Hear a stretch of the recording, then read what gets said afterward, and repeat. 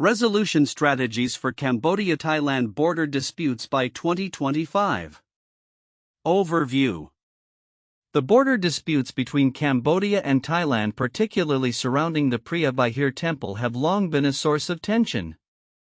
This report outlines a comprehensive strategy aimed at resolving these disputes by 2025, featuring a four-phase diplomatic engagement process and an investment of $1.2 million in peacekeeping initiatives.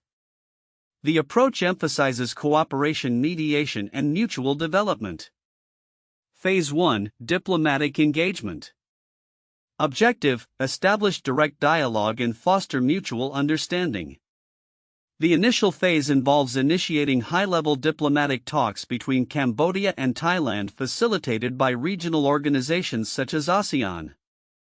Key activities include high-level talks. Leaders and diplomats from both nations will participate in direct negotiations to discuss issues and build trust. Confidence-building measures to enhance goodwill. Both nations will engage in joint cultural and economic initiatives. These may include cultural exchange programs to showcase heritage and foster mutual respect. Collaborative economic projects aimed at improving trade and investment in border areas. This phase is crucial for laying the groundwork for future negotiations and ensuring that both parties are committed to a peaceful resolution. Phase 2: Mediation and framework development. Objective: create a legal framework for dispute resolution with external mediation. The second phase involves the introduction of neutral mediators to assist in the resolution process. Key components include external mediators, involvement of parties from the United Nations or other neutral entities to ensure fairness in negotiations. Joint Boundary Commission, establishment of a commission tasked with mapping out disputed areas and proposing practical solutions based on international law. This will involve historical assessments of territorial claims, input from both nations to ensure representation in the process. This phase aims to address historical grievances and create a structured approach to resolving the disputes, thereby laying the foundation for future agreements. Phase 3: Implementation of agreements. Objective: ensure adherence to agreements through structured implementation and monitoring. Once agreements are reached, the focus shifts to implementing these agreements effectively. This phase includes physical demarcation of borders, clear marking of the agreed-upon borders to prevent further disputes. Monitoring mechanisms, establishment of systems to monitor compliance with the agreements. This may involve deployment of peacekeeping forces funded by the $1.2 million investment to maintain stability in the region. Regular assessments to ensure both parties adhere to the terms of the agreements. The investment in peacekeeping operations is critical to maintaining order during this transitional phase and preventing any resurgence of conflict. Phase 4: Long-term cooperation. Objective: transition from conflict resolution to sustainable partnership. The final phase focuses on fostering long-term cooperation between Cambodia and Thailand. Key strategies include economic collaboration, joint ventures in infrastructure development, tourism, and trade to promote mutual benefits. This could involve development of tourism initiatives centered around shared cultural heritage. Collaborative projects aimed at improving infrastructure in border regions benefiting both nations economically. Bilateral agreements, establishing frameworks for ongoing dialogue and cooperation to address future disputes amicably. The vision is to transform the border from a zone of contention into a corridor for development, enhancing relations and promoting peace in the region. Common key points. 1. Diplomatic engagement. There is a consensus on the necessity of initiating dialogue as a foundation for resolving disputes. 2. Investment in peacekeeping. The proposed $1.2 million investment is essential for maintaining peace during the transition from conflict to cooperation. 3. Role of external mediators. Involving neutral parties is crucial for ensuring fairness and adherence to international laws. Differences between sources. While the proposed strategies have a common framework, variations exist in emphasis. Cultural versus economic focus. Some sources prioritize cultural exchanges as confidence-building measures while others highlight economic incentives. Historical context. Certain sources provide detailed timelines of historical disputes influencing current negotiations while others offer broader overviews. Timeline of events. 1. Historical context. Disputes date back to the early 20th century with tensions escalating after the 2008 UNESCO World Heritage designation. 2. Initial diplomatic efforts 2011 to 2012. Early dialogue attempts faced military skirmishes hindering progress. 3. ASEAN involvement 2013. ASEAN began facilitating discussions leading to stabilization. 4. Framework Development 2024. The Joint Boundary Commission is expected to finalize recommendations by 2024. 5. Implementation 2025. Full implementation of agreements supported by peacekeeping operations is anticipated by the end of 2025. Conclusion. The proposed resolution strategies for the Cambodia-Thailand border disputes aim to foster a durable peace by 2025 through structured diplomatic engagement, external mediation, and long-term cooperation. By investing in peacekeeping and focusing on mutual development, both nations can work towards transforming their borders from a point of contention into a partnership for growth and stability in the region. This structured approach not only addresses current disputes but also sets a precedent for conflict resolution in Southeast Asia. The provided content outlines a structured approach to resolving the border disputes between Cambodia and Thailand by 2025, presenting a four-phase strategy along with a $1.2 million investment in peacekeeping. However, several counterintuitive insights can be drawn from the details of this proposed resolution framework. 1. Counterintuitive nature of peacekeeping investments. While it may seem that large-scale military deployments are typically required for peacekeeping in conflict zones, the allocation of only $1.2 million for peacekeeping efforts in a complex dispute reflects a minimalist approach that may not align with the needs of effective conflict resolution. This amount could be perceived as underwhelming compared to the scale and historical significance of the border tensions, raising questions about the adequacy of resources in facilitating lasting peace. 2. Emphasis on cultural engagement over economic incentives. The summary suggests that cultural exchanges are a vital component of confidence-building measures. This may seem counterintuitive since economic incentives often play a more substantial role in diplomatic negotiations and conflict resolution. The prioritization of cultural over economic initiatives suggests a belief that fostering mutual understanding through shared cultural experiences can be more effective in the long run than immediate economic benefits, challenging traditional views on negotiation strategies. 3. Role of external mediators. The strategy proposes involving external mediators such as the United Nations in the dispute resolution process. Intuitively, one might assume that direct bilateral negotiations between the conflicting parties would be preferable. However, the inclusion of neutral third parties indicates a recognition that internal biases can hinder genuine dialogue. This move reflects an understanding that external perspectives may be critical for achieving fairness and adherence to international law, even in what are traditionally seen as bilateral disputes. 4. Long-term cooperation as a conflict resolution strategy. The final phase emphasizes transitioning from conflict resolution to long-term cooperation, which might seem counterintuitive when dealing with entrenched disputes. The notion that a focus on mutual development and economic collaboration can emerge from contentious historical grievances challenges the conventional wisdom that conflict resolution must first address all past grievances before moving forward. This forward-looking approach suggests that fostering interdependence may be a more effective strategy than solely seeking to resolve historical issues. 5. Historical context in modern diplomacy. The timeline indicates that disputes date back to the early 20th century and were exacerbated by events like the UNESCO World Heritage designation. This historical perspective may lead to a belief that resolutions must delve deeply into past grievances.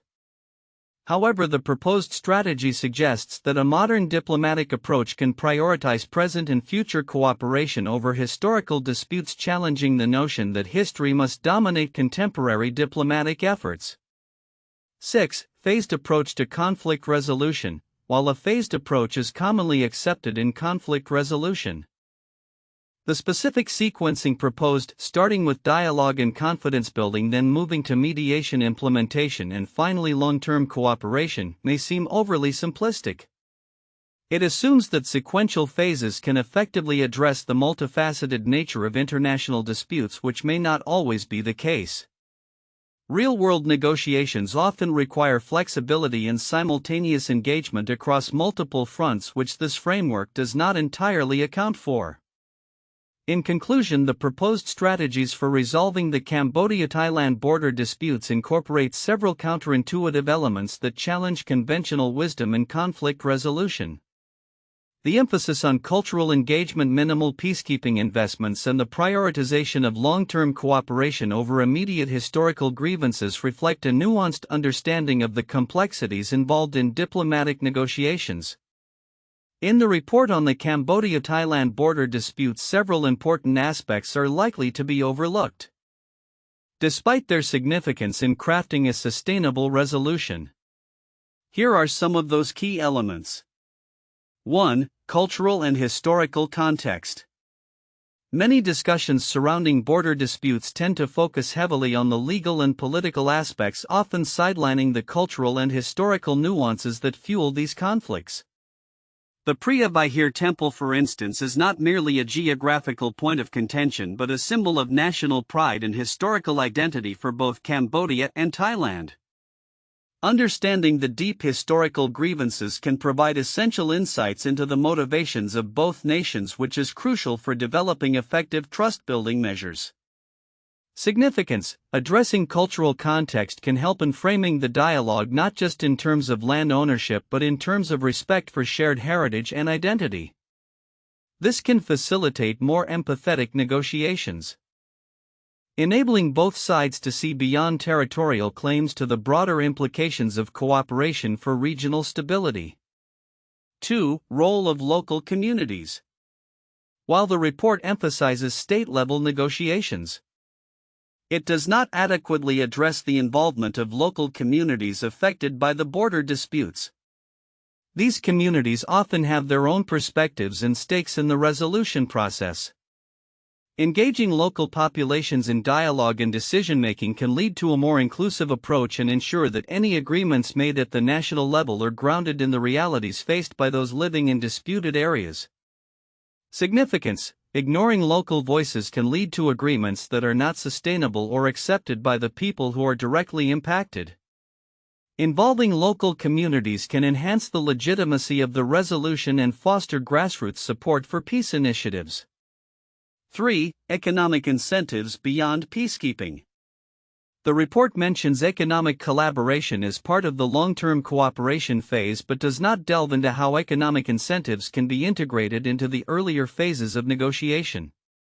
For instance, offering economic benefits or development projects as part of the mediation process can create a more attractive environment for both parties to engage in dialogue.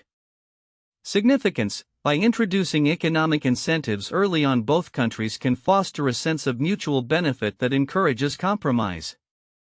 Economic interdependence has historically been a strong factor in maintaining peace as it raises the costs of conflict for both parties. 4. Role of civil society organizations. The report inadequately highlights the potential role of civil society organizations (CSOs) in the peace process.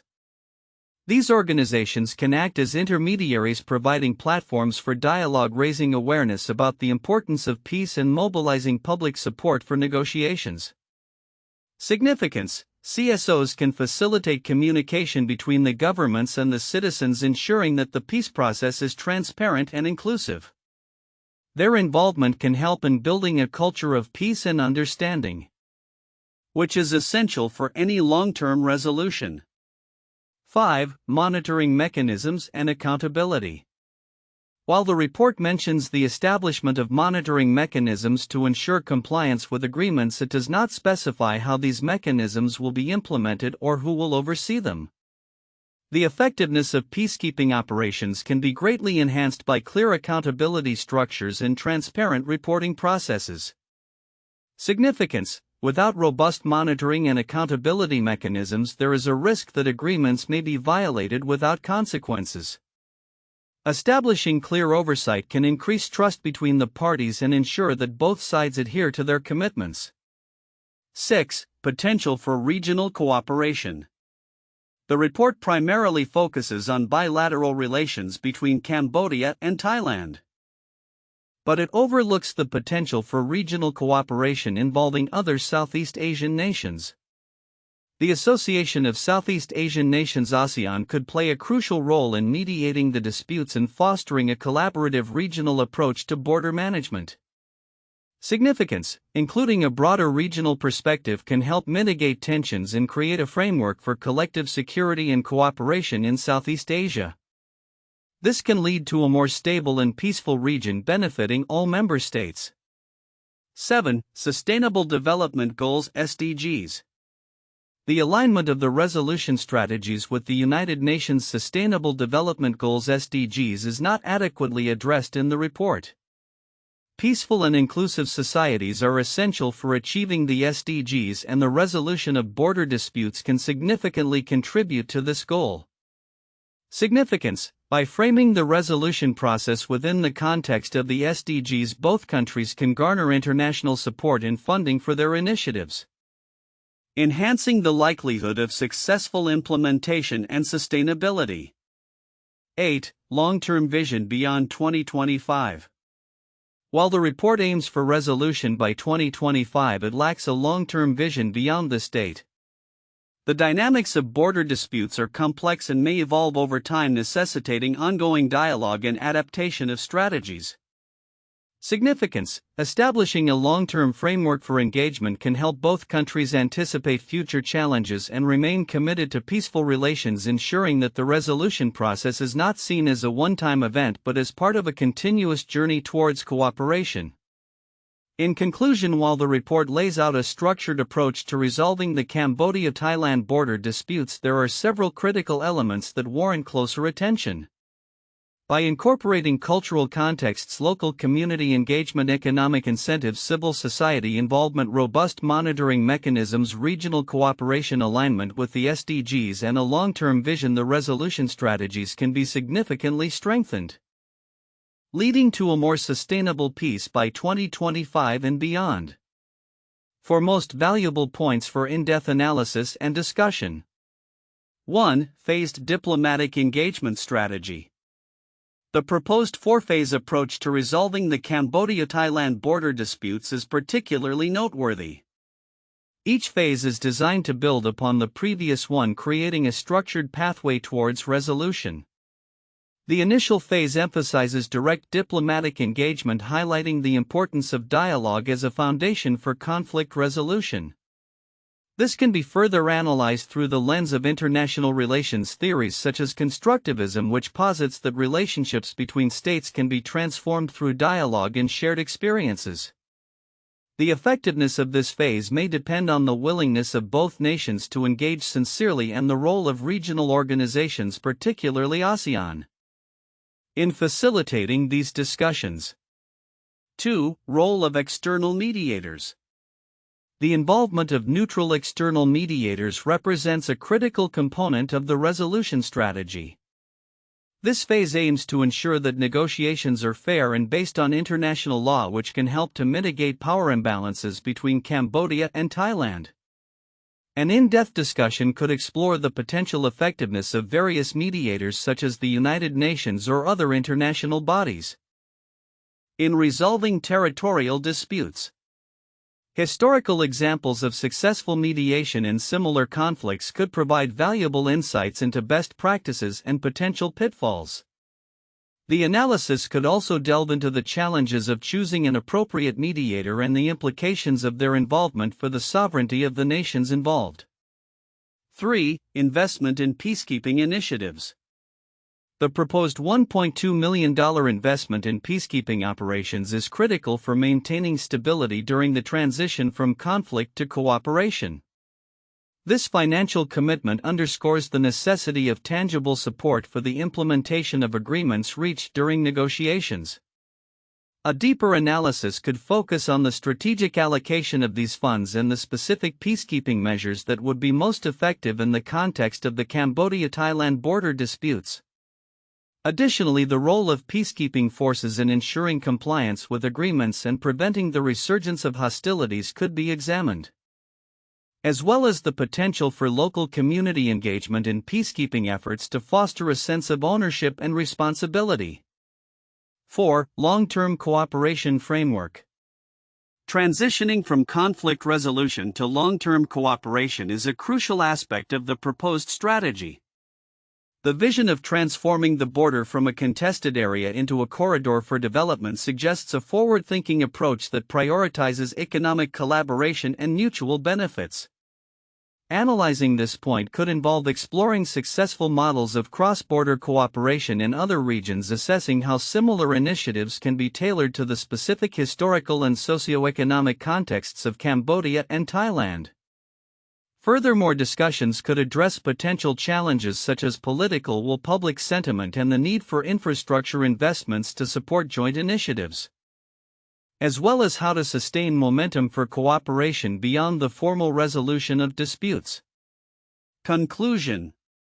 These 4 points encapsulate the core elements of the proposed resolution strategies for the Cambodia-Thailand border disputes by 2025. Each point offers rich avenues for in-depth analysis and discussion, from the efficacy of diplomatic engagement to the long-term implications of cooperative frameworks. By examining these aspects, stakeholders can better understand the complexities of the situation and the potential for achieving durable peace and collaboration between the two nations. 1. The Aegean Sea dispute between Greece and Turkey. The long-standing territorial and maritime disputes between Greece and Turkey in the Aegean Sea serve as a significant historical case of border conflicts. Tensions have arisen over various issues, including territorial waters, airspace, and the sovereignty of certain islands. Both countries have engaged in phases of diplomatic discussions, military posturing, and international mediation efforts, particularly through NATO and the European Union. The ongoing nature of this dispute illustrates the complexities of national sovereignty, historical grievances, and the role of external parties in conflict resolution. 2. The India-Pakistan Kashmir conflict. The Kashmir conflict is one of the most enduring territorial disputes in modern history, stemming from the partition of British India in 1947. Both India and Pakistan claim the region and have fought multiple wars over it. Various diplomatic efforts, including bilateral talks and involvement from international organizations like the United Nations, have sought to address the situation. The conflict has evolved through multiple phases, including military engagements, ceasefires, and peace talks, but remains unresolved, highlighting the challenges of territorial disputes rooted in national identity and historical claims. 3. The Israeli-Palestinian conflict. The Israeli-Palestinian conflict is a prominent and multifaceted territorial dispute that has persisted for decades. Central to the conflict are issues related to borders, settlements, and the status of Jerusalem. Various peace processes, including the Oslo Accords and the Camp David Summit, have attempted to establish frameworks for resolution involving phases of negotiation, mutual recognition, and proposed territorial compromises. The international community, including the United States and the United Nations, has played a significant role in mediating peace efforts, yet the conflict continues to be marked by cycles of violence and political stalemate, exemplifying the difficulties inherent in reconciling historical grievances and competing national aspirations. Future outlook: predictions for resolution strategies for Cambodia-Thailand border disputes by 2025. The resolution strategies for the Cambodia-Thailand border disputes, particularly concerning the Preah Vihear Temple, are poised to evolve significantly by 2025. Based on the comprehensive approach outlined in the 4 phases of diplomatic engagement and the proposed $1.2 million investment in peacekeeping, we can expect several key developments in the coming years. Phase 1: Diplomatic Engagement. Predictions. 1. Strengthened bilateral relations. By mid-2024, we anticipate a marked improvement in diplomatic relations catalyzed by high-level talks mediated by ASEAN. This phase will likely see both nations committing to regular dialogue, fostering an environment of trust.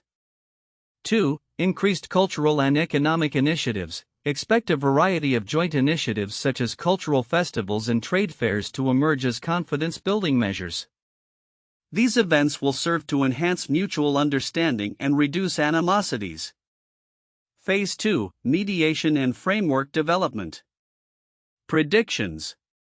1. Involvement of external mediators. By late 2024, the inclusion of international mediators such as representatives from the United Nations will become pivotal in shaping a legal framework. This will likely lead to more structured negotiations with an emphasis on historical grievances and territorial claims. 2. Joint Boundary Commission formation. The establishment of a Joint Boundary Commission is expected to be finalized by the end of 2024. This body will play a crucial role in mapping disputed areas, likely resulting in a clearer understanding of territorial boundaries by early 2025. Phase 3: Implementation of Agreements. Predictions. 1. Physical demarcation of borders. By mid-2025, the physical demarcation of borders is expected to commence. Supported by peacekeeping efforts funded by the $1.2 million investment. This demarcation will be vital for solidifying the agreements reached in earlier phases. 2. Monitoring mechanisms established. Mechanisms for monitoring compliance with agreements will be operational by late 2025. This could include regular inspections and reports to ensure that both nations adhere to their commitments. Phase 4: Long-term Cooperation. Predictions. 1. Economic collaboration initiatives. Following the resolution of disputes, we predict a surge in economic collaboration initiatives by late 2025. This may include infrastructure development projects aimed at enhancing connectivity and trade between Cambodia and Thailand. 2. Joint tourism development. The border, once a point of contention, is likely to transform into a tourism corridor, promoting joint tourism initiatives that capitalize on shared cultural heritage and natural beauty. By 2026, we could see the establishment of cross-border tourism programs. Common key points and trends. 1. Increased engagement. The trend towards increased diplomatic engagement is likely to continue, with both nations recognizing the benefits of cooperation over conflict. 2. Investment in peacekeeping. The proposed investment in peacekeeping will be crucial in maintaining stability during the transition from conflict to cooperation, fostering an environment conducive to implementation. 3. Role of neutral mediators. The involvement of neutral parties will remain vital, ensuring that negotiations adhere to international laws and principles of fairness. Conclusion. By 2025, the structured approach to resolving the Cambodia-Thailand border disputes will likely yield significant progress. The phased strategy, backed by substantial investments in peacekeeping and international mediation, has the potential to transform the current landscape of conflict into one of collaboration and mutual benefit. This resolution not only holds promise for the two nations involved but also sets a benchmark for conflict resolution efforts in the Southeast Asian region, paving the way for enhanced stability and cooperation. The evolution from dispute to partnership will not only foster peace but also drive economic growth and cultural exchanges, ultimately benefiting the populations of both countries.